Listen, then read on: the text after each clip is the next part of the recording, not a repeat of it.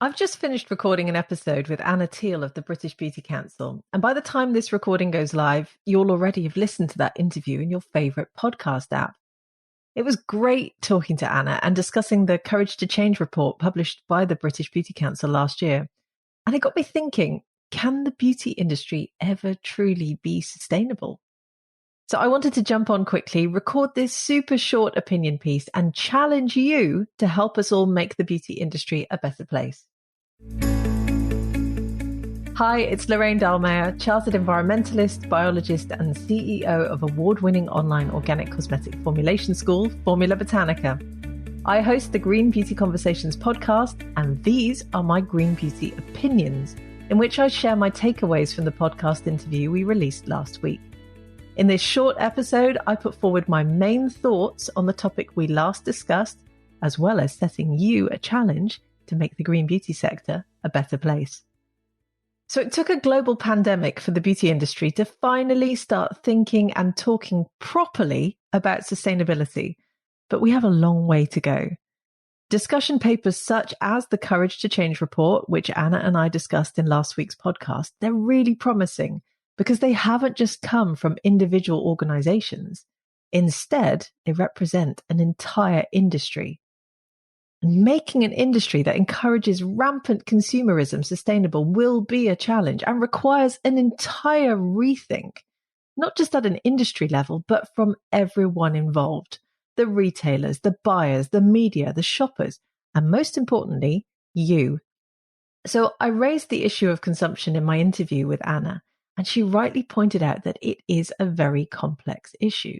We do consume too many beauty products, and that sits at the heart of the sustainability challenge that we have. But this issue is only made more complex by the tangled web that we've all got caught in, where the beauty industry tells us that we need dozens of products in our lives, and then we go out and buy them because we believe them.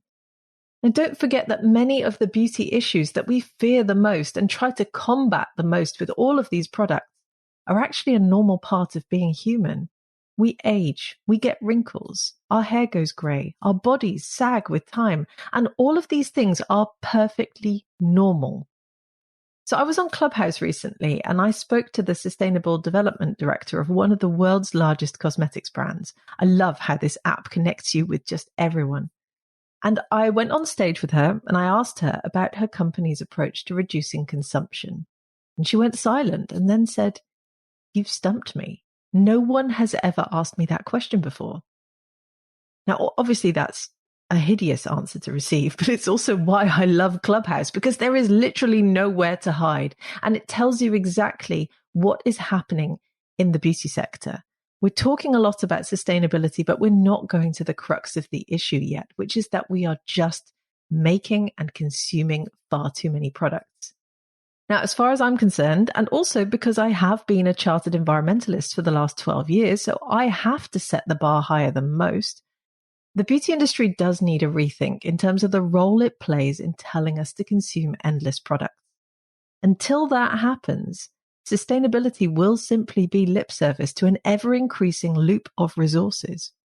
After all, and this is really important, so I want you to remember this, we can't shop our way to sustainability.